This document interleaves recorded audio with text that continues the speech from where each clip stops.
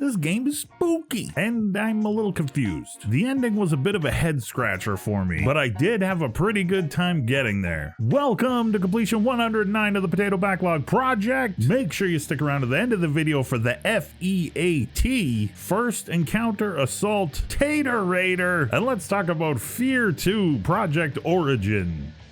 Just another 15-year-old backlog game that I hadn't got around to beating. Released all the way back in 2009, F.E.A.R 2 is the sequel to the original F.E.A.R, an acronym for First Encounter Assault Recon. F.E.A.R, because it's spooky. I was a little confused by the ending of F.E.A.R 2. Story spoiler alert!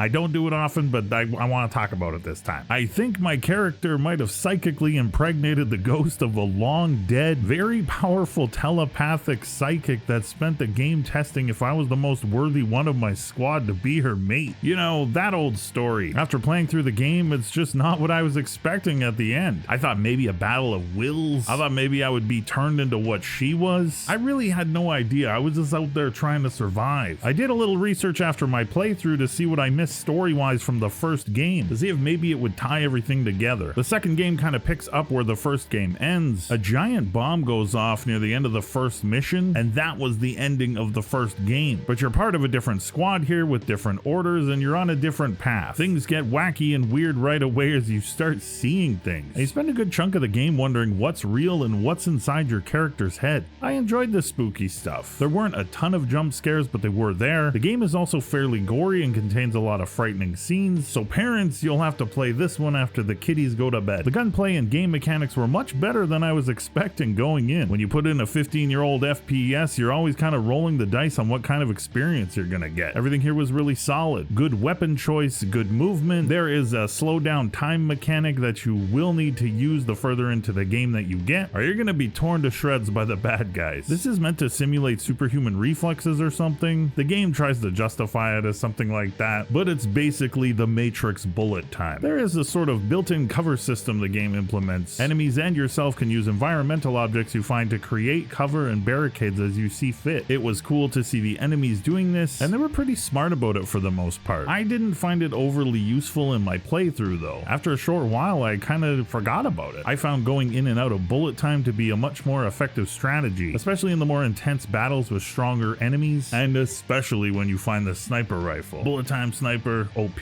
I was surprised with how much action the game had. After the intro in the beginning, I was expecting a slower paced, tension building spooky game. While it did have its moments, the game didn't rely on that as the main focus. It was a fun mix of combat, weird story, spooky buildups, and it all just kind of worked. F.E.A.R 2 also had great enemy variety, excellent environments, and sound design. The visuals and sound hold up incredibly well 15 years later. Story pacing is on point, and the game throws in some kind of crazy things at the right times to break up any chance of boredom or monotony during your playthrough. The ability to get in and use a suit of power armor is a great example of this. Just a great break from the intensity of the main gameplay. And it also just kind of comes out of nowhere. I had the biggest idiot grin on my face when I realized I was going to be able to get into this thing and use it. I like finding games like this in my backlog where I'm just not really expecting much, but I finish it genuinely surprised at the quality of the game and the overall experience I had with it. Though I was confused by the ending, the game left a good impression with me and actually made me want to find and play the first one, maybe even the third one someday. Maybe I can find out what happens to my character's kid